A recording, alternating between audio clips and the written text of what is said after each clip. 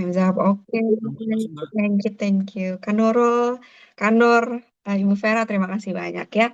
Oke, teman-teman, sebelumnya kita langsung mulai aja ya, karena sudah menunjukkan pukul 19. Karena Mira, thank you banget juga sudah menunjukkan pukul 19.36. Dan kita mari mulai dulu dengan bacaan basmalah bersama-sama. Bismillahirrahmanirrahim. So anyway, teman-teman, selamat datang di Sela Kelas Surviving Your Quarter Life Crisis. Dan sebelum itu, aku mau mengucapin terima kasih banyak buat teman-teman yang sudah hadir di acara Sela Kelas pada malam hari ini. Tentu nggak mudah ya, teman-teman, karena di malam minggu gitu ya, waktunya untuk rehat, waktunya untuk hangout gitu. Tapi justru teman-teman hadir di sini untuk menimba ilmu. Salut sekali, luar biasa, Masya Allah. Sangat kami apresiasi dan berterima kasih sekali untuk teman-teman yang sudah menyempatkan waktunya. Sebelum itu, tak kenal maka tak sayang ya teman-teman. Jadi izinkan saya untuk memperkenalkan diri terlebih dahulu. Namaku Nindya Pranita, bisa dipanggil Nindi.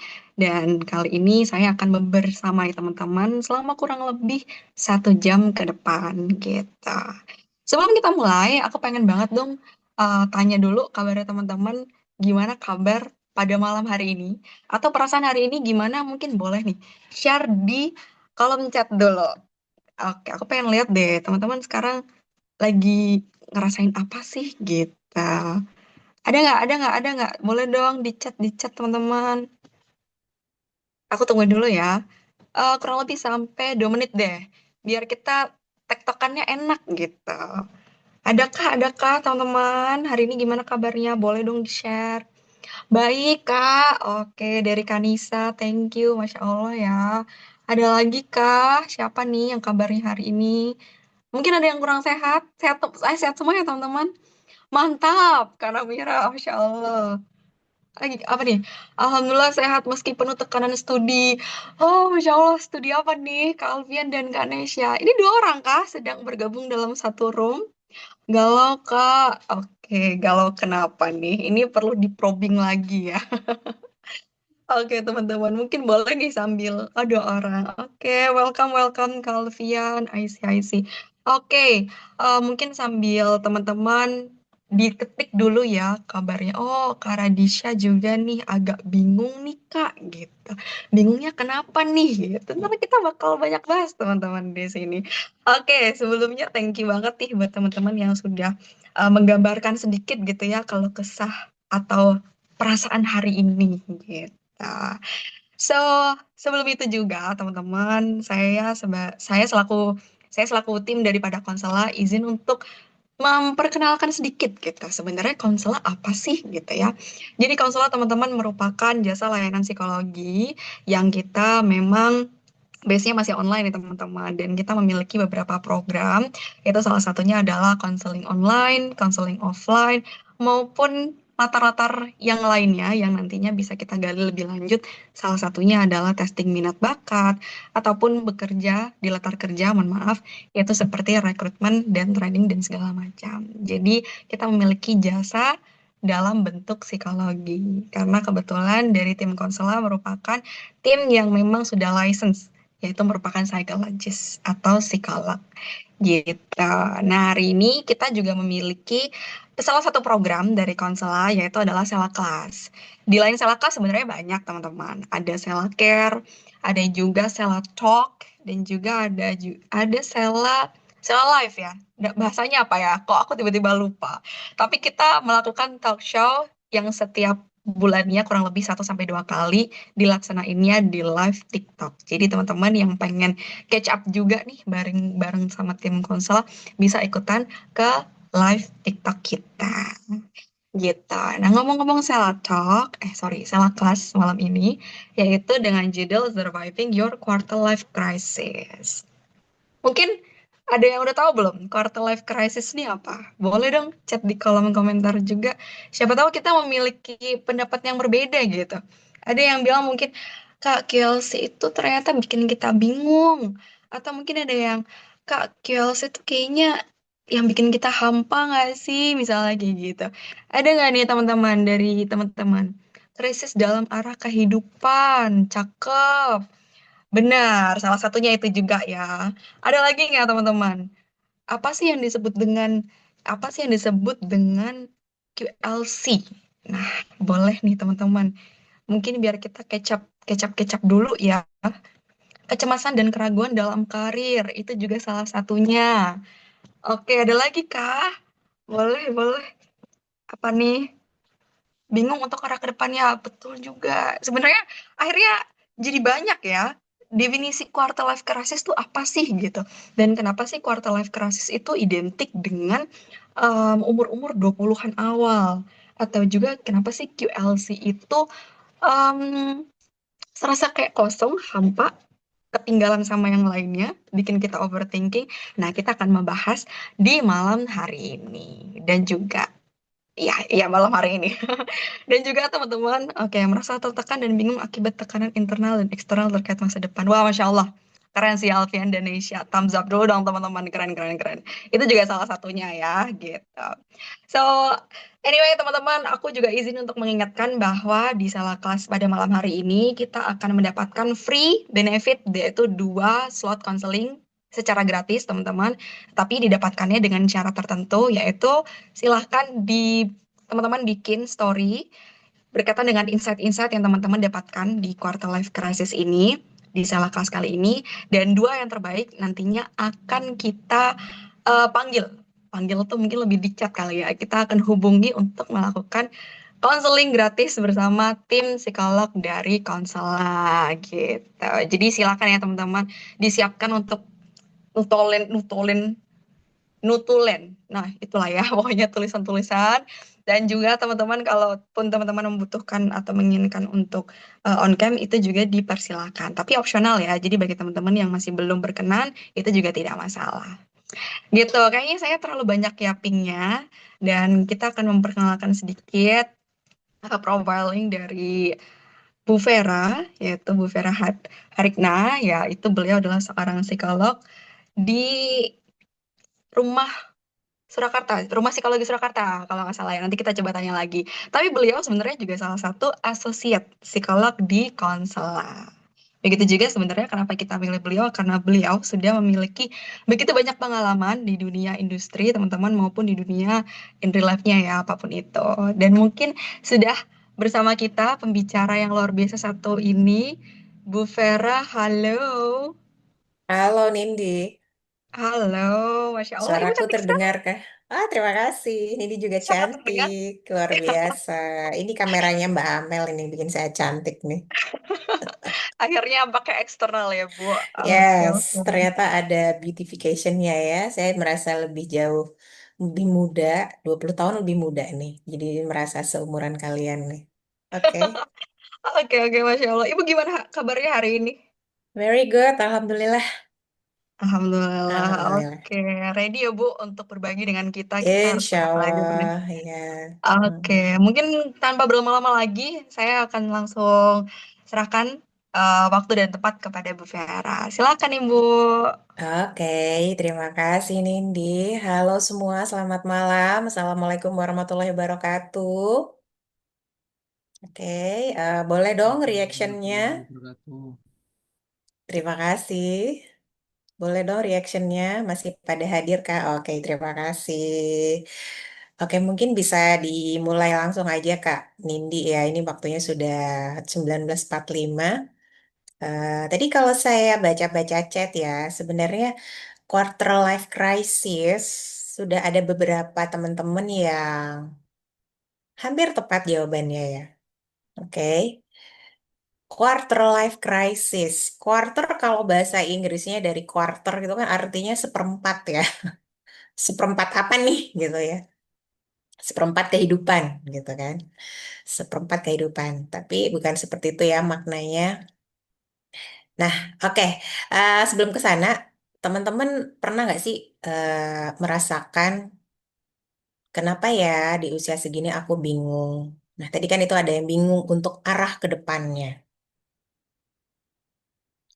Kenapa ya aku bingung di usia segini? Kok temanku sudah kerja? Kok dia sudah lulus? Kok dia sudah menikah? kok dia kerjanya sudah dapat promosi. Wah, gajinya gede dia. Pernah nggak ada yang kayak gitu? Oke, coba di kolom chat. Pernah. Oke, Mbak Maura, terima kasih. Mbak Maura aja nih yang pernah. Oh, pernah banget. Oke, Kanisa. Oke, jadi apa sih? Ya pernah Kak Raditya. Oke, kayaknya hampir semua pernah ya. Ya, saya pun juga dulu pernah mengalami itu. Oh, lagi ngalamin. Siap. Oke, lagi ngalamin ya, lagi bingung-bingungnya ini ya. Oke, quarter life crisis. Apa sih itu quarter life crisis? Boleh Mbak next slide-nya. Nah, ini ada yang takut salah milih pekerjaan. Usiaku segini kok belum mencapai apa-apa aja. Udah dijawab tadi ya, ada yang pernah lagi ngalamin. Kalau pernah semua, itu tandanya it's okay, kamu nggak sendirian kok. Why? Gitu ya. Kok bisa nggak sendirian? Nah, ini nyatanya teman-teman yang di sini aja sudah pernah semua kan? Termasuk saya ya. Mungkin ini juga nggak sih? Oh, Oke, sangat Bu, sangat. oke. Next, coba. Nah, apa sih itu quarter life crisis atau KLC ya? Masa ketika seseorang merasa bingung, cemas, tidak yakin terhadap arah hidupnya, terutama ketika memulai masuk usia dewasa, 18 sampai 30 tahun. Kalau menurut ahlinya, ini pada tahun 2001 ya, si Alexandra Robbins dan Abby Wilner, mereka mengatakan 20 somethings. Sesuatu yang terjadi di usia awal-awal 20-an atau sampai akhir 20-an menjelang awal 30. Jadi itu usia transisi dari remaja ke dewasa. Dewasa awal lah. Oke, next slide. Nah, perasaan ini muncul karena seseorang belum merasa siap menghadapi banyaknya pilihan hidup. Ya nggak sih? Perubahan yang terus terjadi, tuntutan dari lingkungan, ketidakpastian masa depan. Jadi, usia-usia 18 tahun sampai 30 tahun. Mungkin ada yang baru mau kuliah ya, atau sudah kuliah, terus kemudian baru lulus, kemudian ditanya, "Kamu kerja di mana?" gitu. Atau yang belum yang baru mau kuliah aja deh. "Kamu mau jurusan apa nanti?" Bingung. Iya ya, aku mau jurusan apa ya? Ditanya seperti itu terus oleh keluarga, oleh teman. Ya, oke, Mbak Nisa baru mau kuliah ya. Oke. Kuliahnya di mana? Jurusan apa? Kapan sih kita harus memilih jurusan itu? Yes, masih SMA kan? Dan belum mau kuliah itu juga. Terus kuliah jurusan apa? Di mana? Dengan banyaknya pertanyaan itu yang masuk ke kita, ke teman-teman dari orang tua. Terus ada teman yang mungkin, dia sudah menentukan jurusan kedokteran UGM. Wah, oke. Undip psikologi, oke. Teknik ITS, oke. Teknik kimia di ITB, oke. Aku kemana? Gitu ya. Itu contoh kalau dia mau kuliah.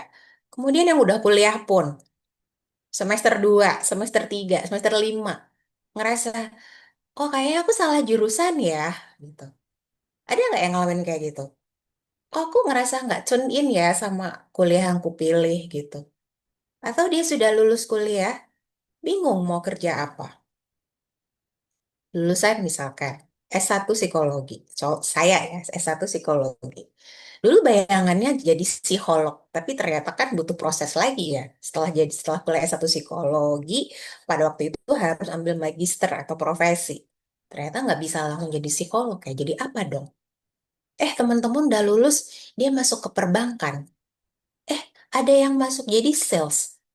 Ada masuk yang di pabrik. Ternyata bisa masuk ke semuanya. Terus aku kemana ya? Kemudian perubahan-perubahan yang terus terjadi. Teknologi, kalau dulu zaman saya ya, kita ngelamar kerja itu pasti pakai koran loh, masih pakai tulisan tangan, masih pakai ngeprint-ngeprint mana-mana, kan kita kirim ke pos gitu ya. Nggak lama kemudian, semua sudah serba online, ada karir.com, jobstrip.com. Nah sekarang semua sudah serba online gitu. Kemudian tuntutan lingkungan, tetangga, kak dia udah lulus, eh, ada tante siapa lah gitu ya, ada tetangga, anaknya udah lulus kan. kamu kuliah di mana? Terus habis kuliah nanti mau mau ngapain? Kerja di mana? Kayak pertanyaan-pertanyaan yang bikin mereka kepo aja gitu nggak sih gitu kan? Terus kita jadi apaan sih? Gue masih bingung, lu tanya-tanyain, nambah bingung. Ya nggak? Pernah kayak gitu ya? Nah, ketidakpastian masa depan. Ketidakpastian itu adalah kepastian itu sendiri. Faktanya begitu. Kita bahkan 5 menit dari sekarang, semenit dari sekarang, kita nggak tahu apa yang akan terjadi ya. Jadi kita sibuk memikirkan antisipasi. Habis ini apa? Besok ngapa? Nggak pasti, nggak tahu. Terus bingung sendiri, overthinking jadinya. Nah, KLC, kabar baiknya, itu bukan gangguan mental, tapi merupakan fase transisi perkembangan yang dialami banyak orang. Next slide. Next slide. Oke, kenapa sih banyak terjadi di awal 20-an, di usia 20-an? Karena kalau kata Robinson nih ya, si ahli perkembangan, psikologi perkembangan, usia 18 sampai 29 tahun, 30 tahun itu adalah masa emerging adulthood, masa transisi dari remaja menuju dewasa. Di sini mulai dihadapi untuk mengambil sebuah keputusan besar. Tuh, contoh, memilih atau menyelesaikan pendidikan, memulai karir, menjalin hubungan romantis yang serius, dan belajar mandiri secara finansial. Ya nggak? Pada ngalamin kan di usia-usia segini, menyelesaikan pendidikan, yang lagi kuliah, yang baru mau kuliah, kemudian yang baru akan mulai bekerja, atau yang sudah bekerja pun ngerasa, ini bener nggak sih passion gue gitu, ya nggak? Terus belajar mandiri secara finansial. Dulu saya begitu lulus kuliah, sudah wisuda bulan lulus Desember, kemudian wisuda bulan Februari, orang tua saya bilang, kamu mau berapa lama di Semarang? Karena saya dari Undip ya. Eh, Oke, karena saya tidak bisa memutuskan, orang tua jawab bilang begini, maksimal 6 bulan setelah lulus, setelah wisuda, kalau kamu nggak dapat kerjaan, kamu balik ke Bengkulu. Asal saya dari Bengkulu. Saya pikir di Bengkulu ada apa ya? Waktu itu loh. Waktu itu di Bengkulu ada apa ya? Kota kecil. Di sini ada yang dari Bengkulu nggak ya? Oke. Jadi di Bengkulu itu kota kecil. Ibaratnya kalau di Jawa Tengah itu kayak di eh, Klaten kali ya. Kalau di Semarang itu di nggak deh. Ya pokoknya kota kecil lah ya yang profesi profesi favorit di kota itu adalah ASN. Swastanya sedikit begitu. Nah, jadi saya pikir kalau saya balik mau ngapain. Jadi saya coba-coba cari pekerjaan di Semarang sampai dapat. Alhamdulillah target orang tua yang 6 bulan itu bisa saya penuhi. Gitu. Nah, kenapa? Karena setelah lulus kita dituntut, kita diminta sama orang tua untuk udah ya, berarti kamu nggak dapat uang jajan, nggak dapat uang saku. Karena tugas mama papa sudah selesai, kamu wisuda. Ada yang kayak gitu? Ada. Saya nggak tahu teman-teman ya kalau masih support karena saya bukan dari keluarga apa pewaris. Kita perintis di sini. Ya, belajar mandiri secara finansial. Uang jajannya tadinya berapa? Dulu saya masih bisa 300.000 per bulan. Sekarang mungkin at least 2 juta. Kalau kita diminta mandiri, berarti kita harus cari kerja yang minimal gajinya menutupi uang jajan. Bisa nggak ya? Terus kerja di mana ya? Nah, pikiran-pikiran kayak gitu tuh yang kadang bikin kita cemas, bikin kita bingung. Can I pass this life gitu kan? Bisa nggak ya aku melalui ini? Oh my God, ternyata menjadi dewasa itu seberat itu ya gitu. Oke, next slide. Nah, ya, aku sudah dewasa tapi kok aku belum siap gitu. Kenapa ini bisa terjadi? KLC bisa ada dua faktor ya, dari dalam maupun dari luar. Dari dalam, kita sebagai manusia remaja ya sedang mencari jati diri. Sebenarnya aku ini siapa? Hidupku di dunia ini akan menjadi apa? Kita sedang mencari jati diri untuk memenuhi purpose ya. Kita tuh kan diciptakan terlahir di dunia ini pasti ada purpose ya. ada tujuan untuk kita hidup. Nah, kita sedang memulai mengenali diri kita, kemudian kita mencari untuk pemenuhan purpose itu. Karena ada banyak apa namanya pilihan, pilihan kayak kuliah deh, jurusan psikologi, oke, katanya jadi psikolog itu nanti jadi profesi nomor dua setelah ke dokter, oke. Di teknik pertambangan tuh sepertinya lebih apa namanya lebih menarik, gajinya lebih gede nanti kalau lulus gitu kan bisa kerja di offshore, whatever itu. Takut salah memilih. Kita khawatir pilihan kita bener enggak gitu. Kerja pun demikian. Ini nanti aku kerja di pabrik atau kerja di pemerintahan atau kerja di mana, bener nggak ya? Sesuai nggak ya? Terus lagi-lagi banyak mempertanyakan masa depan dan merasa harus segera berhasil. Apalagi di sekarang ini ya, di era sosmed. Aduh hai, yang dipertontonkan itu kan hal yang manis-manis, yang baru sebentar langsung sukses, instan. Nggak taunya ada sesuatu hal yang harus dibayar kan? Sorry, saya izin minum.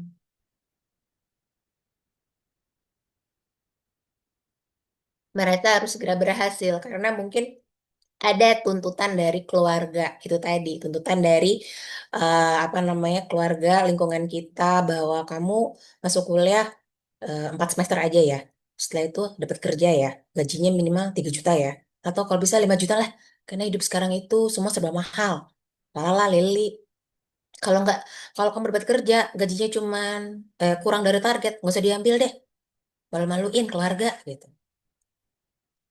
Kemudian tekanan pekerjaan.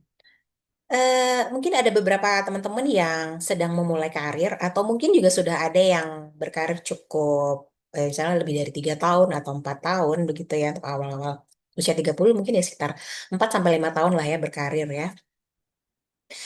Di situ ada tekanan-tekanan pekerjaan yang target harus tambah, ini nggak boleh salah, pulang jadi mengerjakan pekerjaan yang akhirnya menyebabkan waktu personal yang apa ya, kayak eh, pengen work life balance nih cita-citanya, tapi ternyata nggak balance karena kerja terus Senin sampai Sabtu, belum kalau disuruh lembur, belum ke atasan kalau ngubungin di luar jam kerja. Ini bener nggak sih gue kerja dengan penghasilan segini tapi kok tuntutannya segini gitu. Belum kalau yang sudah punya hubungan romantis, ada tuntutan. Kamu kapan nikah? Bisa pertanyaan itu datang dari pasangannya sendiri atau orang tua atau keluarganya. Mungkin kita kayak masih pengen enjoy aja deh nanti nikahnya. Tapi pertanyaan-pertanyaan itu dari keluarga, kapan nikah? Udah lama kok, udah lama kenal kan? Ya udah tinggal nikah aja. Kayaknya gampang ya tinggal nikah aja. Tapi kan itu banyak sekali yang harus dipikirkan. Dan kondisi ekonomi, like in this economy begitu ya. eh apa namanya? Persaingan dalam mencari pekerjaan itu sangat-sangat kompetitif sekali ya. Bahkan untuk di level apapun, baik itu padat karya apapun di level profesional pun itu juga demikian. Belum lingkungan sosial. Ya, lingkungan sosial contohnya ya medsos kita itu tadi melihat si artis ini atau teman kita sendiri deh membandingkan diri gitu ya. Oke, next slide. Nah, tanda-tandanya gimana? Ini nih, beberapa tandanya sering cemas, muncul perasaan gagal, bingung mengambil keputusan, merasa terjebak, merasa tidak cukup baik, khawatir tentang masa depan, khawatir terhadap hubungan dengan orang lain. Hubungan orang lain ini bisa pertemanan, bisa pasangan, ataupun hubungan romantis ya. Jadi seberapa sering cemasnya sih Bu? Biar dikatakan ini KLC gitu ya. Nah, untuk bisa kita nyatakan kamu sudah mengalami KLC atau quarter life crisis, itu memang kita tidak bisa sembarangan ya untuk menegakkan sebuah diagnosa ibaratnya. Kita perlu namanya asesmen lebih lanjut. Cuman kalau misalkan teman-teman mengenali beberapa tanda ini, boleh lanjut apa kontak konsela untuk lebih lanjut. Karena kita tidak bisa men-self diagnosis diri sendiri. Oh, Bu Vera, aku dari berat 1, 2, 3, 4, 7 ini saya mengalami semua. Berarti saya mengalami KLC dong. Gitu. Belum tentu. Ini tanda-tandanya tapi ya. Cuman untuk menegakkan diagnosis kita perlu namanya asesmen lebih lanjut. Ibaratnya kalau kita demam gitu kan, demam itu kan bisa macam-macam ya, bisa karena masuk angin, bisa karena tipes, bisa karena malaria, bisa karena DB. Nah itu kan kita nggak bisa sembarangan minum obat ibaratnya ya. Kita harus perlu cek lab gitu. Cuman kalau untuk mengurangi tanda-tandanya ya bolehlah minum obat warung. Cuma kan nggak langsung bisa kita putuskan, oh aku kena demam karena DB. Aku kena demam karena eh, tifus gitu kan nggak gitu sama dengan kesehatan mental kita ada tanda-tandanya tapi kalau untuk menegakkan diagnosis kita perlu lari ke profesional temui profesional ke psikolog di konsela ya nggak Mbak Nindi. Oke, next slide. Nah, mungkin selama ini kamu pernah berkata kalau aku salah dalam memilih pekerjaan gimana ya, gimana dong, coba teman-teman yang sudah bekerja nih, kalau aku salah dalam memilih pekerjaan gimana dong, ada coba di kolom chat yang sudah bekerja. Oke, pernah nggak, oh, oke, Mbak Maura, kalau pernah nggak berpikiran kayak gitu? Kalau aku salah memilih pekerjaan, bagaimana? Nah, pernah. Terus gimana dong? Ngapain? Tetap kerja kan? Ya nggak? Tetap kerja dulu kan? Iya, masih saya jalani, betul. Kita bingung, tapi kita masih berusaha survive. That's very good. Jadi kita masih bingung, ya kan? Nah, tetap lanjut, Bu. Sampai menemukan pekerjaan cocok gitu ya. Umumnya begitu sih kalau yang saya alami. Kita bingung. Kalau aku salah memilih pekerjaan bagaimana? Yang menilai salah itu siapa sih? Kita sendiri atau orang lain? Ekspektasi kita atau orang lain? Kita sendiri. Ya enggak? Tapi kita butuh pekerjaan. Ya enggak sih Mbak? Mbak Kofifa? Ya, benar Bu. Kita butuh pekerjaan, kita butuh survive. Karena tuntutan tadi ya. Setelah lulus, kerja. Yang penting kerja dulu. Survive dulu. Dijalani dulu. Ya, sambil kita cari kerjaan kira-kira apa yang pas buat kita. Gitu. Ini ada atasan di kantor nggak ya yang ikut seminar ini? Jangan-jangan mulai curiga lagi sama karyawan yang Gen Z. Maaf ya, bapak-bapak, ibu-ibu, kalau ada manajer atau atasan di kantor yang ikut di sini. Tapi inilah realita ya, realita sebagian besar anak muda yang mengawali karir. Ini bener nggak sih pekerjaanku? Dulu saya mengawali karir sebagai apa? Saya pernah menjadi sales. Saya pernah menjadi kerja di forex. Saya pernah di les-lesan.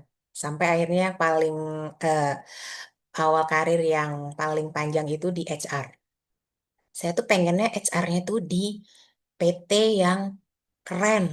PT Jarum Group. Mungkin ada yang tahu ya. Di Kudus. Saya sudah pernah sampai level interview. Udah jenjang akhir gitu. Ternyata belum rezeki.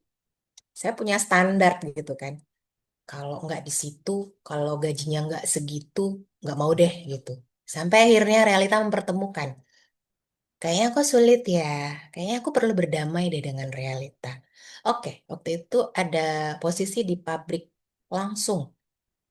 Hari itu juga mulai kerja, gajinya tahu sekian-sekian. Pada waktu itu sih UMK Semarang masih sekitar berapa? 500-an ya. Tapi saya dapat 3 kalinya. Wow, tapi saya masih nggak puas. Karena teman saya fresh grade. Ada yang sudah sampai 5 kali 5 kali UMK Semarang pada waktu itu. Kayaknya gue salah nih ambil kerja. Ya, cari-cari, tapi masih nggak dapet. Ya, berdamai dong. Jalani dulu. Bener Bu, jalani dulu. Ya, terus semua teman sudah menikah. Nah, ini agak sensitif sih ya. Usia-usia pernikahan.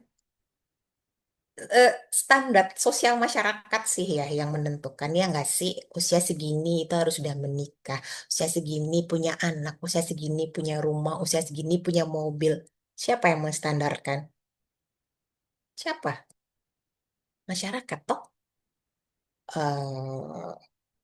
Orang di luar diri kita, ya kan? Terus aku belum merasa punya pencapaian apa-apa. Saya pernah ada kasus klien yang datang ke saya, dia itu seorang perempuan gitu, seorang laki-laki yang ngambil gap year kuliah. Jadi dia itu bingung kan mau kuliah jurusan apa gitu. Karena ketika dia lulus SMA, dia ngambil SNBP. Yang jurusannya setelah dia rasakan, dia merasa nggak cocok di situ. Terus dia gap year ngambil jurusan yang dia mau. Dia merasa belum punya pencapaian. Saya tanya, apakah prestasi SNBP itu bukan sebuah pencapaian buatmu? Kadang kita ngerasa itu belum punya pencapaian ya, karena setting standar kita mungkin yang tinggi. Tapi bagi orang lain, itu sebuah prestasi loh. Nggak semua orang bisa masuk universitas jalur SNBP. Ya nggak? Nggak semua. Ada berapa persen itu? Tapi dia ngerasa nggak cocok. Oke, it's okay. Dan belum terlambat. Ya, belum terlambat. Siapa yang bilang aku takut terlambat? Siapa yang bilang? Diri kita sendiri ya. Karena kita membandingkan diri kita dengan orang lain. Ya, kalau tujuannya untuk memotivasi, ya ada baiknya. It's okay untuk memotivasi. Aku harus lebih baik. Cuma kadang sampai bingung nih, aku nggak tahu harusnya aku ngapain ya. Harusnya aku tuh mau apa sih gitu. Pernah seperti itu ya, teman-teman? Oke, Kak Radisya. Saya nanti ngambil gap year. Oke, it's okay. Semoga apa yang dipilih menjadi yang terbaik ya, Mas ya. Kak ya. Oke, next slide. Nah, karena kita sibuk dengan apa namanya pemikiran-pemikiran itu tadi, kita jadi overthinking. Kenapa sih kita jadi overthinking? Karena pada dasarnya otak manusia itu cara kerjanya mencari kepastian, mencari kenyamanan, mencari pola yang sudah dikenali. Gampangnya gini deh, kita berangkat ke kampus, kita berangkat ke mall gitu ya. Jalannya udah tahu nih lewat jalan A. Tiba-tiba jalan A ditutup karena ada perbaikan. Aduh, belok kemana nih? Kanan atau kiri? Hal sesimpel itu kadang otak membaca kita sebagai ancaman. Ya, kita harus belok ke kiri, nanti lebih jauh 5 menit. Kita belok ke kanan, jalannya jelek dan sepi. Tapi kita tetap mau ke kampus atau mau ke mall gitu ya. Atau pilih balik. Nggak deh, nggak jadi di rumah aja. Itu pilihan. Semua pilihan ada konsekuensi. Belok ke kanan ada konsekuensi, belok ke kiri ada konsekuensi gitu. Ya karena otak mencari kepastian. Padahal kepastian itu ya ketidakpastian itu sendiri.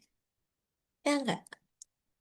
Nah, semakin kita ingin semua berjalan sempurna sesuai standar kita, nilaiku harus A semua, IPK-nya 4, gajiku pertamaku harus 5 juta. Kalau nggak 5 juta, nggak aku ambil. Takut gagal, takut mengecewakan orang lain, maka akan semakin mudah muncul overthinking. Overthinking, pikiran yang berlebih, berputar-putar itu aja di pikiran aja tapi. Faktanya kita ngapain? Mikir. Nggak ngapa-ngapain. Sampai nggak menikmati hidup gitu ya. Next slide. Nah, gimana cara yang menghadapi overthinking?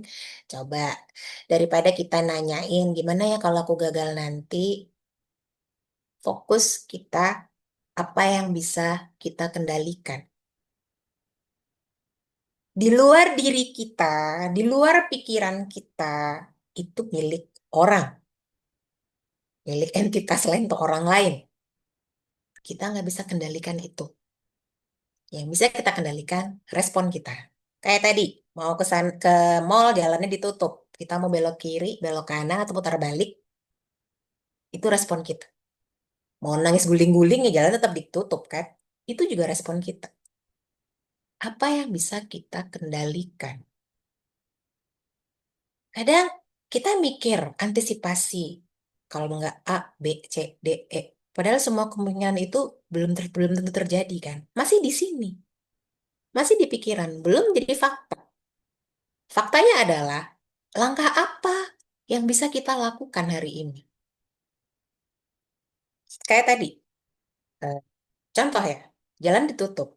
Langkah kecil apa yang bisa aku lakukan untuk mencapai ke sana? Ya belok ke kiri, belok ke kanan. Saya belum dapat kerja nih, Bu. Saya bingung ditutup sama orang tua. Langkah kecil apa yang bisa kamu lakukan? Cari loker. Oke. Bikin CV. Oke. Kursus. Oke. Coba bikin lamaran. Oke. Kirim lamaran. Email. Kemana? Kemana? Setelah itu apa? Evaluasi. Kok dari sekian lamaran yang aku kirim belum dipanggil ya? Kenapa? Gitu. Itu langkah kecil. Bukan kita sibuk mikir nanti kalau nggak dipanggil kerjaan gimana ya? Ya udah deh. Jadi nggak ngapa-ngapain malahan. Jadi, aduh kayaknya nih jurusannya nggak sesuai dengan jurusanku atau aduh nih kayaknya tempat kerjanya jauh deh dari kosku. Banyak adu-aduhnya gitu loh. Akhirnya nggak ngapa-ngapain. Jadi belum ada langkah kecil. Masih sibuk di sini. Gitu. Nah, cara ngadepin overthinking kayak gitu ya. Fokus kepada apa yang bisa kita lakukan. Kita kendalikan. Omongan orang lain nggak bisa kita kendalikan. Apa yang sedang terjadi di sini nggak bisa kita kendalikan. Kita sebagai WNI ya, oh ya, sebagai WNI dengan situasi-situasi sebagai WNI gitu kan, itu di luar kendali kita kan. Karena kita ada negara, negara yang menguasai kita, kebijakan yang membuat situasi seperti ini. Respon kita yang bisa kita kendalikan. Kita bisa bertemu dengan orang-orang yang sefrekuensi misalkan, itu juga bagian dari respon. Kalau kita banyak pikiran sampai kemana-mana mengganggu fungsi sehari-hari, boleh kontak psikolog. Ya, oke, next slide. Ya, Mbak Nisa, ilmu stokisme. Nah, membangun self confidence. Ini kepercayaan diri itu bukan berarti selalu yakin. Tetapi, kalaupun nanti sulit, aku bisa belajar. Ya, kadang kalau selalu yakin itu bikin kita sedikit overconfidence ya. Ya. Nah, self confidence tumbuh ketika kita mau mencoba, mau belajar, bangkit setelah gagal. Ada nih, dia anak baru masuk kerja, belum 3 bulan lah, fresh grade. Diajarin kerja A, B, C, D, sesuai job desk-nya. Suatu ketika dia diminta untuk melakukan yang di luar job desk. Dia bertanya-tanya nih, kayaknya ini bukan job desk-ku deh, aku nggak mau deh, gitu. Dia menolak. Pak, ini bukan job desk saya. Seketika atasannya marah. Kenapa kamu nggak mau mengerjakan sesuai job desk? Gitu. Ya, karena bukan job desk saya, Pak. Jadi saya merasa tidak bertanggung jawab untuk itu. Padahal kerja di luar job desk itu bisa membuat kita menambah wawasan. Oh, pekerjaan ini ternyata dikerjakan membutuhkan kompetensi skill yang ini. Kita mau belajar. Kalau ada atasan yang lihat anak buahnya mau belajar, seneng loh, seneng banget. Nah, oke Mbak Nelly. Oke, turut prihatin ya Mbak Nelly atas layoff-nya ya Mbak. Oke, jadi kalau kita ingin, apa, sorry tadi sampai mana? Oh, mencoba hal baru ya. Kita sedang bekerja dengan job desk misalkan nih HR. Kemudian ada pekerjaan di luar HR. Yang itu misalkan untuk terkait dengan GA ya, General Affair gitu. Atau humas lah, biasanya mirip-mirip sih itu sih kerjaan HR, GA, humas tuh hampir satu rumpun gitu ya, karena berhubungan dengan orang lain gitu kan, berkomunikasi dengan orang lain. Ada yang menolak, ada yang mau belajar, atasan pasti akan responnya yang, oh oke nih, bagus nih kamu mau belajar. Gitu. Artinya apa? Kita dapat kesempatan belajar secara free. Ya meskipun ada konsekuensi juga ya, kita nggak dibayar. Cuma mikirnya ada kesempatan mencoba hal baru. Gitu. Kemudian bangkit setelah gagal, bukan ketika hidup selalu berjalan sempurna. Ketika kita bisa menguasai pekerjaan di luar job desk kita kan akan merasa, oh aku bisa kok ngerjain itu. Itu kita akan percaya diri ketika diberikan kepercayaan yang lain. Gitu. Ya nggak? Oke, next slide. Oke, belajar bersikap baik kepada diri sendiri, self compassion ya. Kalau kita lagi eh, kecewa atau lagi gagal menghadapi suatu hal yang tidak sesuai dengan harapan kita, alih-alih berkata aku memang tidak berguna, kayaknya nggak becus banget deh gue, nggak cocok gue di sini. Coba deh di switch kata-katanya menjadi aku memang belum berhasil, tapi aku masih bisa belajar. Ya, mencintai diri sendiri bukan berarti merasa paling hebat, paling bisa semuanya. Tapi menerima bahwa setiap orang bertumbuh dengan waktunya masing-masing, termasuk waktumu sendiri. Ada yang 3 bulan sudah dipromosikan, ada yang 3 tahun belum dipromosikan. Refleksi ya ke diri kita gitu. Oke, next slide. Nah, langkah sederhana agar tetap bertumbuh. Nah, ini menurut berbagai penelitian ya, Kelsey dapat dihadapi dengan satu, berhenti membandingkan diri dengan orang lain. Karena kita terlahir itu unik ya. Kita terlahir sebagai makhluk yang sempurna dari Allah, punya purpose masing-masing, punya perjalanan sendiri. Stop kita membandingkan diri dengan orang lain. Yang kita bandingkan diri diri kita sendiri, masa lalu dan masa sekarang. Kita akan apa namanya? Kalau kita hari ini lebih baik daripada hari kemarin, itu sudah sebuah progres, ya. Jadi nggak perlu kita membandingkan diri dengan orang lain. Sulit sih, Bu. Iya, emang sulit. Nggak gampang. Karena mungkin sejak kecil kita dibandingin dengan orang lain terus. Tuh, anak tetangga, anaknya om, anaknya tante. Sudah ranking 1. Kamu ranking 3 aja terus. Dibandingin dari masa kecil. Ya, SMP sudah juara 1. Sorry, sudah juara 1 tingkat kecamatan. Baru tingkat kecamatan. Udah bangga. What? Gitu. Kita haus apa kita butuh apresiasi tapi ternyata yang didapat malah kayak apa sih namanya kurang apresiasi kurang penghargaan gitu. Nah kalau memang ada hal-hal seperti itu yang mengganggumu boleh kontak psikolog konsel lah ya. Nah kemudian memahami diri sendiri. Nah ini kayak SWOT analysis lah ya, termasuk juga dalam karir gitu kan. SWOT analysis itu ada strength, ada kekuatan, kelemahan, ada tantangan, ada apa lagi satu? Tantangan, peluang. Nah, kita bisa melihat juga dengan jendela jauh hari yang saya tahu, kamu tahu, saya tahu, kamu nggak tahu, saya tidak tahu, kamu tahu. Kadang tuh bagian yang saya tidak tahu, kamu tahu tuh kita bisa refleksi ke teman-teman. Kita ngobrol nih sama bestie kita. Menurut kamu, aku tuh orangnya gimana sih gitu. Oh, kamu itu jago banget loh dalam public speaking. Jadi cocok nanti bisa tuh jadi bagian humas, tuh bagian sales karena presentasi produkmu akan lancar gitu. Oh, ternyata teman kita menilai seperti itu ya. Nah, makanya kadang tuh ada di kantor atasan ngasih job desk di luar job desk kita. Itu karena atasan bisa melihat potensi kita yang nggak ketahuan diri kita. Jadi kalau dikasih kesempatan belajar oh gitu ya kasarannya. Memahami diri sendiri mauku apa sih? Kedepannya aku mau jadi apa? Apa yang aku sukai gitu ya. apa yang aku tuh bisa menghabiskan waktu dengan yang lama tanpa terpaksa gitu ya, dan aku suka gitu. Oke. Kemudian membangun hubungan yang suportif dengan orang-orang sekitar. Kalau ada yang toksik tinggal deh gitu ya. Nggak usah jadi pahlawan kesiangan mau ngubah orang toksik jadi non toksik ya silakan aja. Tapi itu akan menjadi wasting energy gitu ya. Jadi cari teman-teman yang suportif, yang sefrekuensi, yang kita sama-sama yuk cari purpose bareng-bareng gitu.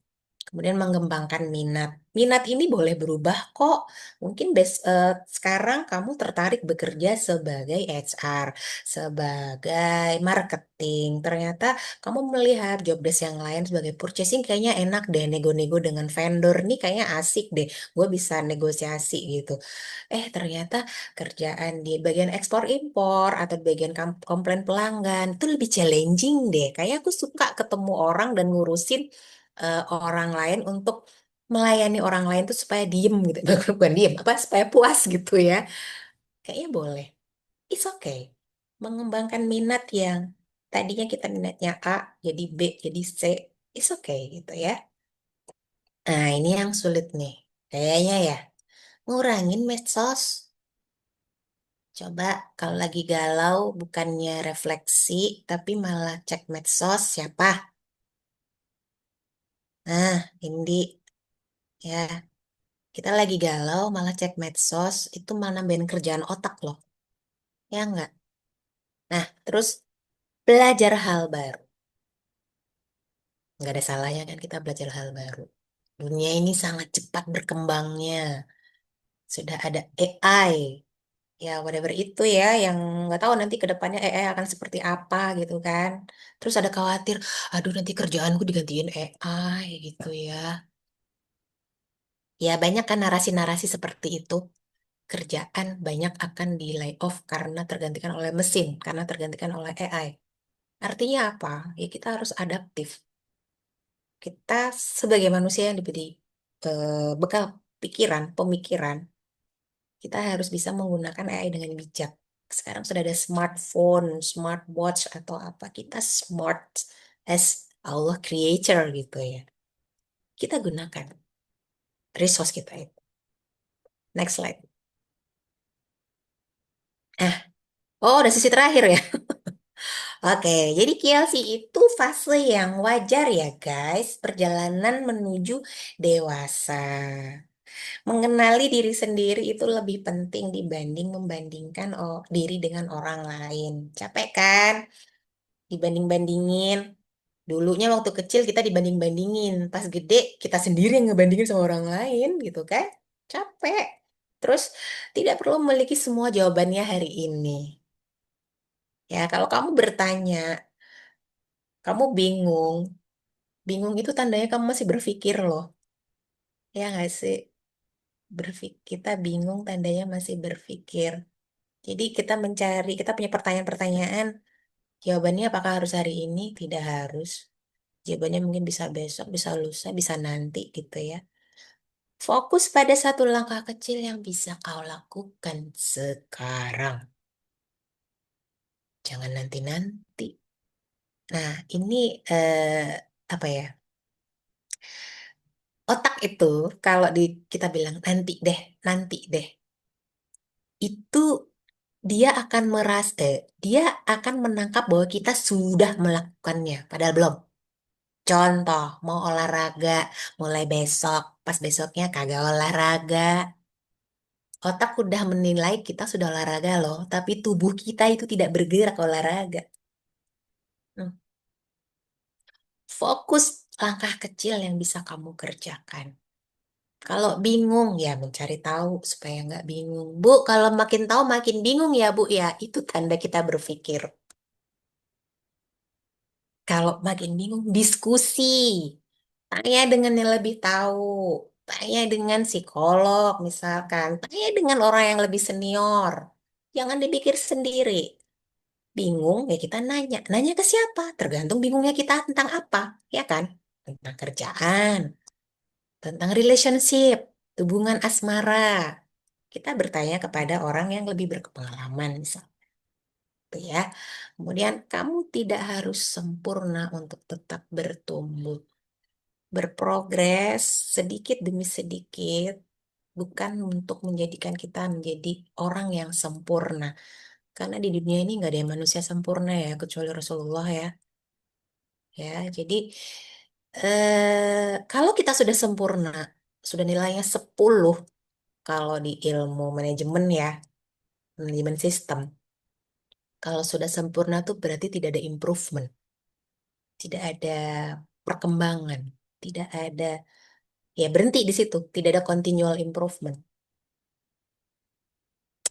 Kalau sudah sempurna, sama halnya dengan manusia yang sudah sempurna, ada nggak sih pernah ya ketemu teman-teman mungkin nggak tahu di tempat kerja atau di kos-kosan atau di kuliah yang orang ini merasa sempurna banget sih, gitu. Kalau sudah merasa sempurna, kita biasanya akan sulit untuk menerima masuk-masukan, menerima saran, menerima ilmu baru pun akan sulit. Itu kalau kita merasa diri kita sempurna. Oke, rasanya sudah sampai di penghujung ya, sudah Masya Allah 2027. Ini akan ada sesi tanya jawab, Kak Nindi. Oke, Masya Allah sekali, Bu Vera, keren sekali. Guys, mungkin boleh dong time up-nya atau stiker-stikernya atau correction-corrections-nya luar biasa ya. Nggak kerasa sih, Bu. Saya justru larut gitu, larut dalam apa namanya, ingin banyak tanya justru ya. Thank Tapi you. tapi sebelum ke saya pengen dong tanya dulu ke teman-teman, kira-kira ada nggak nih yang mungkin mau tanya atau boleh nih raise hand untuk kita buka sesi Boleh, pertanyaan. Mungkin tiga boleh. dulu kali ya Bu ya. Oke, Mbak Oke. Khofifah yang pertama. Halo Mhm. Mbak Khofifah, apakah bisa on mic? Halo Kak, selamat malam sebelumnya. Terima Halo, kasih. Malam. selamat malam. Silakan Mbak. Baik, sebelumnya perkenalkan saya Kofifa Indah dari Surabaya. Eh, Mohon izin Bu Vera, Kak India, saya mau sedikit bertanya. Jadi kan saya mahasiswa semester akhir di Mhm. kampus yang non-reputable university. Jadi saya tuh kadang tuh sering ngerasa kayak tertinggal dengan teman-teman saya di kampus yang top dan juga yang Mhm. mungkin relasinya lebih bagus dari saya, sedangkan saya Mhm. juga sudah usaha yang lebih ekstra gitu loh Kak. Tapi Mhm. tetap merasa kayak masih tertinggal jauh dibandingkan dengan teman-teman saya yang di top university. Jadi mereka lebih eh, mendapatkan semua akses itu lebih mudah daripada saya gitu Kak. Jadi kayak kadang itu mengganggu pikiran saya sampai ke distract kemana-mana. Kira-kira tuh gimana ya caranya biar saya bisa kayak ngurangin semacam perbandingan dengan sosial sosial yang sebelumnya, terus biar kayak nggak terlalu kepikiran gitu karena saya sudah sampai kayak sedikit menghilang dari kerumunan, terus juga sempat deaktif akun sosial media tapi masih tetap seperti itu. Mohon izin ya Bu Bu Vera dan juga Kak Dindia, terima kasih. Terima kasih kembali Mbak Oke, Kofifa Masya atas Allah. pertanyaannya. Oke, Mbak Kofifa, eh, kita tuh kadang, sorry, kita itu merasa ya, merasa tertinggal dengan teman-teman. Mbak sudah sampai di tahap menarik diri dari eh, sosial begitu ya, dari menonaktifkan apa tadi medsos. Nah, kalau sudah sampai di tahap itu, sepertinya Mbak butuh bantuan konseling ya, butuh bantuan konseling. Cuma tadi sebelum ke sana, Mbak mungkin bisa tuliskan apa hal yang bisa kamu kerjakan saat ini. Saat ini Mbak sedang menghadiri webinar dengan Sela Kelas. Alhamdulillah mendapatkan insight-insight gitu ya. Nah, kemudian apa yang bisa Mbak lakukan? Apa yang Mbak bisa kendalikan? Fokus di situ. Karena kalau kita sibuk memikirkan Mbak sibuk memikirkan kok temanku dapat lebih bagus, lebih ini, lebih itu, aku tidak. Semakin berat nanti rasanya. Maksudnya semakin Mbak terlarut dalam pikiran itu. Kalau Mbak fokus ke apa yang Mbak bisa kerjakan. Contoh ini kan semester akhir ya. Berarti skripsi ya Mbak ya. Bisa kerjakan fokus skripsi.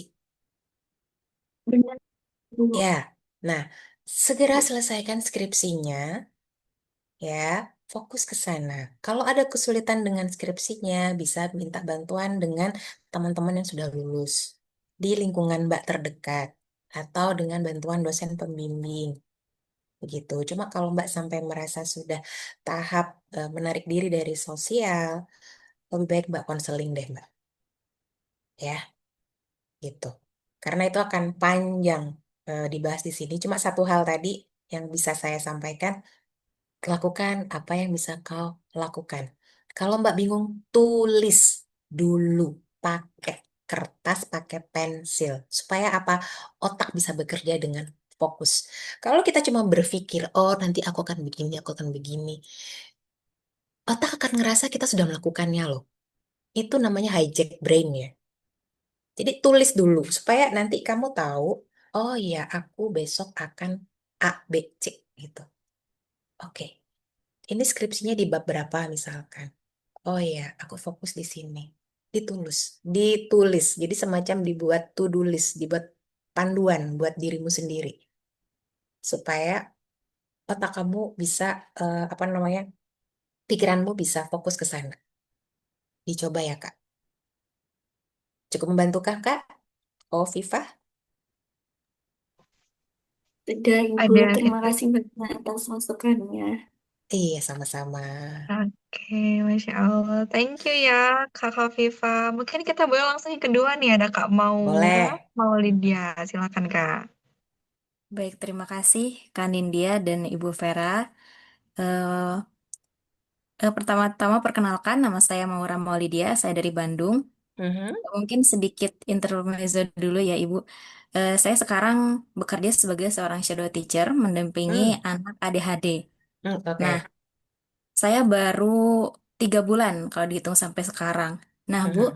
ketika 2 bulan pertama itu rasanya sangat berat sekali sampai saya kepikiran, aduh apa resign aja ya, karena udah bener-bener nggak kuat. Dan ternyata mendampingi anak berkebutuhan khusus itu tidak semudah itu ya. Nah, Mhm. eh, tapi kemarin-kemarin saya sempat menyadari bahwa ternyata yang membuat berat itu karena apa ya bisa dikatakan pola asuh saya terhadap anak tersebut cenderung permisif Hmm. seperti itu Bu. Jadi apa yang dia mau diikuti. Nah jadi kalau kasarnya apa ya anaknya jadi malah ngelunjak gitu Bu. Nah eh, cuman kemarin 2 hari sudah saya coba untuk lebih tegas dan ternyata ketika pulang bekerja rasanya nggak seberat hari-hari sebelumnya ternyata rasanya lebih ringan. Nah cuman Mhm. nggak tahu kenapa Bu tadi sore tiba-tiba kepikiran hari Senin. Aduh, padahal sekarang masih hari Sabtu ya Bu ya. Besok juga masih ada sisa waktu libur gitu. Cuman ketika Mhm. memikirkan, aduh hari Senin kayak kok rasanya berat lagi gitu. Nah, itu gimana ya Bu? Maksudnya bagaimana caranya agar bisa tetap merasa lebih ringan setidaknya lah Bu ya. Tidak apa ya, tidak terasa terlalu berat untuk menjalani hari-harinya. Karena mau tidak mau saya juga harus masih tetap bertahan dalam pekerjaan ini. Seperti itu Bu. Terima kasih sebelumnya. Sama-sama Kak Maura. Ya, oke. Hmm. Shadow teacher, Masya Allah. Memang itu profesi yang luar biasa ya. eh tapi saya boleh tanya dong, purpose-mu apa waktu itu? Sampai akhirnya kamu bisa apply shadow teacher. Ya. Saat itu karena ada peluang, Ibu. Jadi Hmm. sebelumnya saya sempat bekerja, cuman bukan dalam bidang psikologi. Nah, Mhm. ketika ada lowongan ini dan tampaknya lumayan mudah untuk Hmm. apa ya, untuk masuknya gitu. Jadi Mhm. persyaratannya juga enggak terlalu ribet. Makanya saya mencoba untuk mengambil peluang tersebut, Bu. Seperti itu. Oke. eh Mengambil peluang ya, karena ada mungkin ada pertimbangan banyak ya. Salah satunya mungkin benefit mungkin gitu. Tapi purpose lain selain peluang apa nih? Sorry, Mbak dari psikologi juga kah? Betul, Ibu. Oke. Karena profesi ini kan sudah apa ada bayangan belum Mbak tuh akan profesi ini gitu loh. Kalau memang belum ada bayangan, kadang tuh kalau saya pribadi ya, kalau saya pribadi suka gas aja dulu gitu. Nah, ketika kita jalanin, kita rasakan kan, kita rasakan, oh ternyata berat ya, oh ternyata ini nggak mudah ya. Tapi kita ingat-ingat dulu kita purpose-nya apa nih? Oh ngambil peluang. Sekarang kita pikir lagi, peluang ini akankah aku sia-siakan sekarang? Gitu. Secara real, secara fakta, Mbak masih butuh pekerjaan kan? Ya. Jadi, kalau memang terasa berat, kita ingat dulu tujuan kita pada awal. Aku kerja, satu kayak karena butuh kerja. Ya, simple. Aku kerja, butuh kerja, dan peluangnya ada ini, bismillah aku hadapi. Dan ternyata, oh berat ya. Oke, kalau Mbak terasa berat, journaling deh Mbak. Tulis. You know what to do actually. Aku yakin kamu tahu apa yang harus kamu lakukan ya. Tulis apa yang kamu rasakan. Karena kadang tuh perasaan berat, perasaan jenuh gitu tuh setelah kita rilis ya, itu sudah akan terasa ringan. Bahkan dengan bercerita ke temenmu deh, ke bestimu yang relate pekerjaan, supaya apa sih namanya? Kadang kalau kita satu satu pekerjaan terus ada perasaan senasib saling bercerita gitu tuh rasanya lebih enteng gitu ya. Jadi journaling, kemudian sharing ke teman-teman yang serupa. Tapi yang paling diingat awal tadi purpose-mu apa? Saya cari kerja dan saya masih butuh kerja. Oke, Bismillah saya lakukan. Itu fakta. Nggak usah apa ya, di denial. Ya emang kita butuh kerja kok. Hari gini gitu loh, indeks ekonomi gitu kan. Mau resign, mau ganti kerjaan juga nggak mudah. Dan menghadapi pasien ini, apa namanya, anak ABK, iya luar biasa perjuangan. Tapi tadi Mbak notice kan, setelah Mbak merasa lebih tegas, ternyata nggak seberat ini kok gitu. Artinya apa? Mbak sudah ada pola baru nih. Mungkin selama ini boundaries Mbak banyak dikorbankan gitu ya. Batasan Mbak apa nggak enakan, takut anaknya gini, takut orang tuanya gini, takut penilaian orang gitu kan ibaratnya. Tapi Mbak sudah cukup punya ilmu kalau memang Mbak yakin dengan pekerjaan dengan apa yang Mbak lakukan, lakukan dengan percaya diri. Kalau ragu, tanya ke orang yang lebih ahli gitu. Gitu ya Mbak Maura, bisa diterima? Baik, Ibu, terima kasih banyak. Cukup menjadi sumber Sama-sama. energi baru ya, Bu, untuk saya. Oke, terima kasih. Terima kasih kembali, Ibu. Ya, Oke, Masya Allah keren banget nih Kak Maura ya. Dari Kak Kak Kofifah juga ya, saya sampai nangis Bu, makasih banyak Masya Allah. Thank you juga Kak Kofifah atas feedbacknya. Ini mungkin dua yang terakhir kali ya, nanti kita buka yang di chat, siapa tahu teman-teman ada yang mau di chat silakan, tapi kita ke Kak Radisha dulu. Mungkin halo Kak Radisha, selamat malam. Halo, selamat malam, Kak. Halo, selamat malam, Oke, Ibu. malam. Semuanya. Oke. Izin bertanya, Ibu. Kita kan sebagai manusia kan punya banyak perasaan ya, Bu. Termasuk Hmm. itu marah.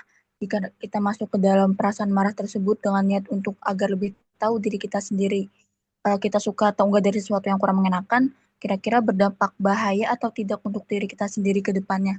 Mohon bantuannya, Ibu. Terima kasih. Sorry Pak, boleh diulangi? Aku agak bingung ya, agak cepet banget Mbak. Oh iya, maaf, Ibu. Ah, ah, it's okay. Kita kan sebagai manusia kan punya Mm-mm. banyak perasaan ya, Bu. Oke. Termasuk itu ada marah. Jika Mm-mm. kita masuk ke dalam perasaan marah tersebut dengan niat untuk agar lebih tahu diri kita suka atau enggak dari sesuatu yang kurang mengenakan, kira-kira tuh berdampak bahaya atau tidak untuk diri kita sendiri ke depannya. Oke, basically kalau kita marah atas segala sesuatu itu kan karena ada batasan yang dilanggar ya, ada batasan yang masuk ke kita gitu kan. Dan ketika kita harus merasa kita marah, itu baiknya dirilis, Mbak. Kalau dipendem, misalkan dalam proses mencari apa yang kita suka gitu ya, kalau kita pendem, ya pasti akan berbahaya ke baik ke mental kita, ke fisik kita. Nah, cara merilis yang marah itu ada banyak bagi orang-orang ya. Ada yang teriak-teriak, ada yang nyanyi-nyanyi. Tapi sederhananya coba tulis lagi.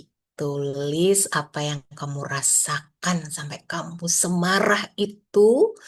Misalkan dengan orang-orang tertentu atau situasi-situasi tertentu, tuliskan dengan bahasa yang nggak perlu dipikirkan. Tulis aja lalu remas kertasnya, buang. Itu cara rilis energi marah yang lebih sehat dibanding kita marah-marah ke orang gitu ya. Gitu nggak sih pertanyaan Mbak? Sorry,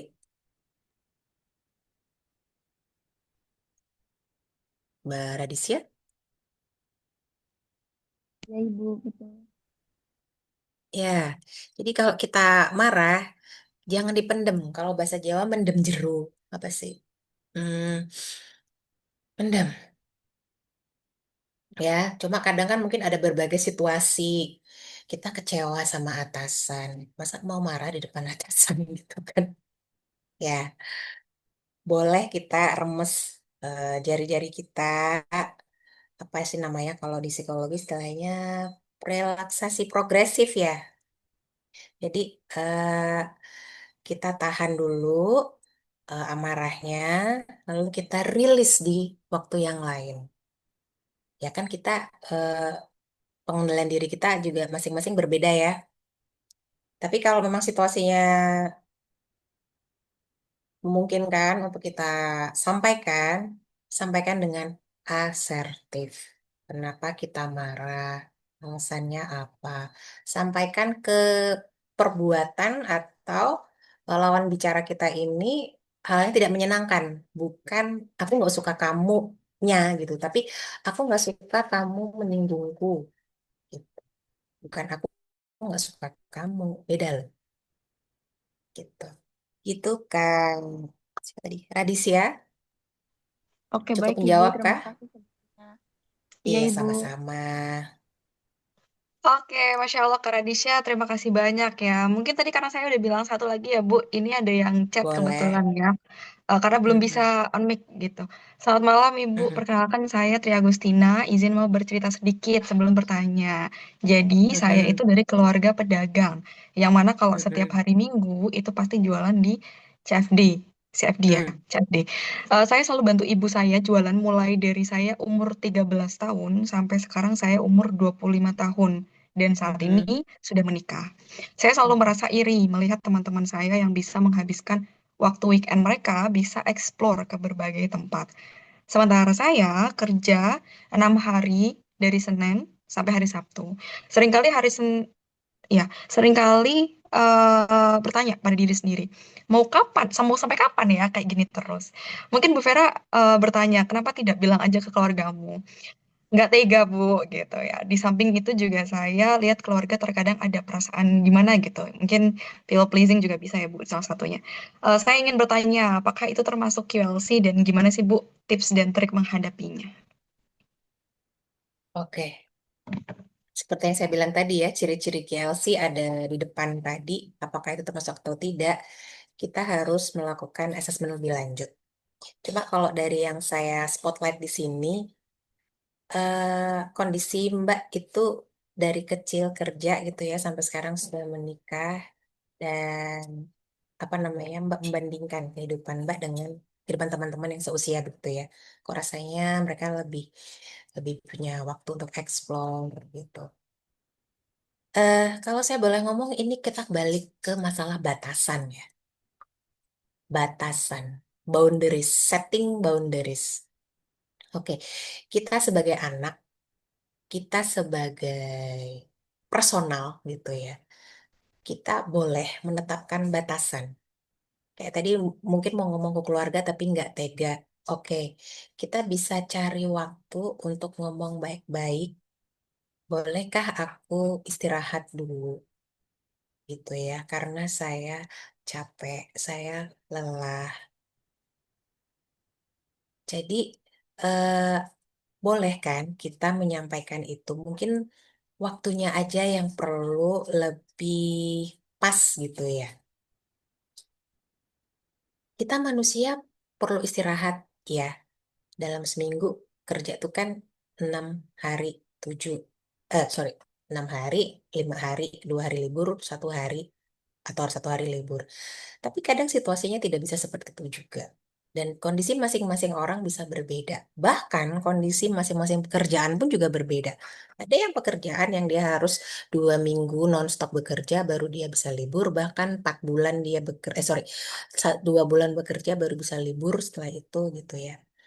Cuma lagi-lagi di sini situasi kita memang berbeda dengan orang lain, privilege kita berbeda dengan orang lain, dan itu kita tidak bisa memilih ya.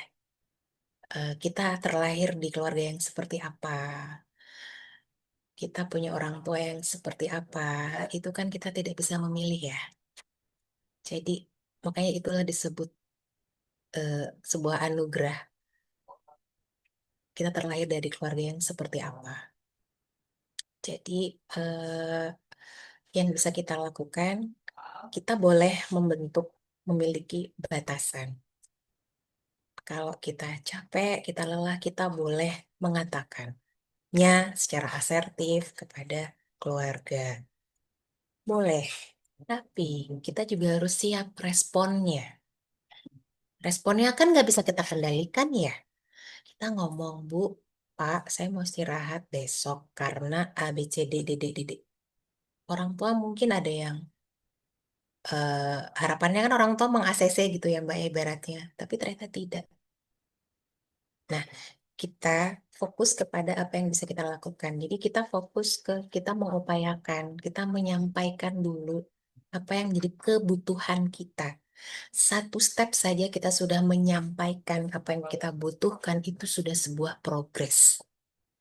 Tinggal kita tidak bisa mengkondisikan, mengendalikan respon dari orang tua kita atau keluarga kita.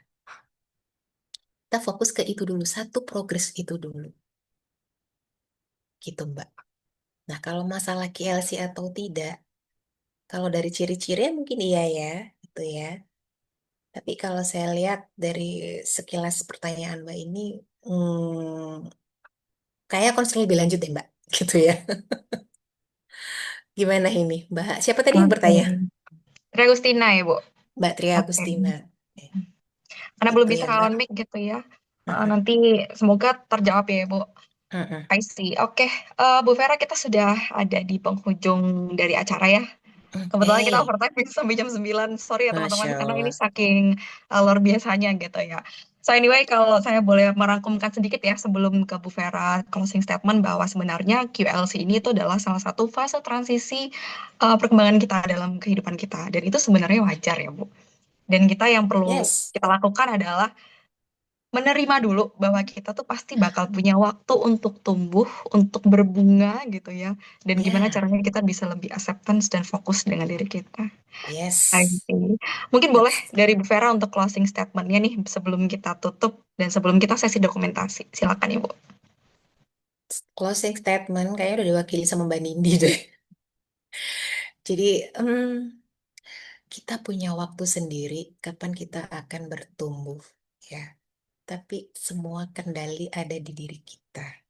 Mana yang mau membantu kita bertumbuh, mana yang mau kita stop di sini, kita maju terus, kita hajar aja, itu semua ada di kita. Tapi yang pasti, ketidakpastian itu adalah kepastian itu sendiri. Mau nggak mau kita harus hadapi, adaptif. That's all, teman-teman. Terima kasih. Masya Allah, keren sekali, keren sekali. Apa namanya? Luar biasa ya Bu Vera. Saya sangat menikmati gitu. I see, Alhamdulillah. Masya Allah ya Bu Vera. Pun nanti kalau misalnya ada yang menginginkan questions lebih lanjut dan juga pengen bertanya-tanya juga, nanti bisa banget ya menghubungi di lewat konsela gitu ya, karena kita juga terhubung dengan Bu Vera selaku asosiat psikolognya kita gitu. So sebelum kita tutup teman-teman, ada dua hal yang perlu teman-teman ingat. Yang pertama adalah jangan lupa untuk mengisi Google Form daripada evaluasi sudah dituliskan di link Zoom. Jadi nanti bagi teman-teman yang sudah mengisi nanti akan otomatis terattach gitu ya sertifikatnya, tapi yang belum mohon maaf kita belum bisa memberikan. Jadi mohon untuk diisi dengan sebaik-baiknya. Dan yang kedua jangan lupa teman-teman kita ada free konseling untuk 2 orang gitu ya. Yang mana harapannya nanti ini bisa dilihat dan didapatkan dari teman-teman yang sudah bukan mengisi ya, memberikan insight gitu ya. Nantinya perlu di tag di konsela_id. Nah, itu teman-teman. So anyway, sebelum itu mungkin boleh banget nih teman-teman kita on cam dulu semuanya untuk melakukan sesi foto bersama alias dokumentasi. Mungkin bagi teman-teman yang bisa on cam, boleh banget nih on cam. Ada Kak Maura juga tadi ya, kalau nggak salah. Boleh kita on cam dulu. Oh ya, teman-teman sambil on cam, sambil mengisi, kita juga akan ada webinar-webinar selanjutnya. Jadi nanti dimohon untuk dimohon untuk nanti bisa teman-teman ikut di sela kelas selanjutnya gitu. Oke, boleh nih Kak Namira dan beserta teman-temannya boleh sambil on cam ya. Banyak sekali ini yang sedang di sini. Satu room banget ya. Oke, mungkin dalam hitungan kelima ya teman-teman boleh sambil on cam dulu. 5, 4, 3, 2, 1. Bisa on cam. Oh, Kak Nur Hasani, halo. Kak Naila, halo. Kak Hasan mana nih, Kak Hasan? Mungkin boleh nih. Kak Maura kalau tadi boleh on cam aja, Kak. Nggak apa-apa. Oke, mungkin boleh sambil di screenshot ya, Kak Hasan. Saya hitung ya. Oke, saya izin oke, nggak apa-apa, aman. Mungkin boleh sambil love-love ya teman-teman. Oh, Kak Nurul, halo. Oke, kita foto ya. 1, 2, 3. Oke, sekali lagi ya teman-teman. Dari Kak Hasan, di screenshot ya Kak, jangan lupa. Oke, ulangin ya. 3, 2, 1. Oke, Masya Allah sekali teman-teman. Alhamdulillah, terima kasih yang sudah on cam. Dan tibalah saat dimana saya benar-benar menutup daripada sela kelas pada malam hari ini, teman-teman. Saya juga izin untuk mengingatkan kembali bagi teman-teman yang menginginkan untuk melakukan konseling dengan kami, boleh banget langsung direct message dan nanti disampaikan saja menginginkan konseling dengan cara online atau offline nanti bisa disampaikan.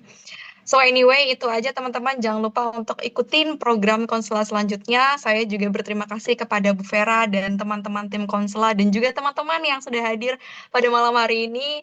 Sampai jumpa di sela berikutnya, sela kelas berikutnya. Saya izin pamit undur diri. Billahi fissabil haq, fastabiqul khairat. Wassalamualaikum warahmatullahi wabarakatuh. Terima kasih semuanya. Bye. Terima kasih Bu Vera. I love Thank you, you. Nindi. Love you too. Mwah. Assalamualaikum.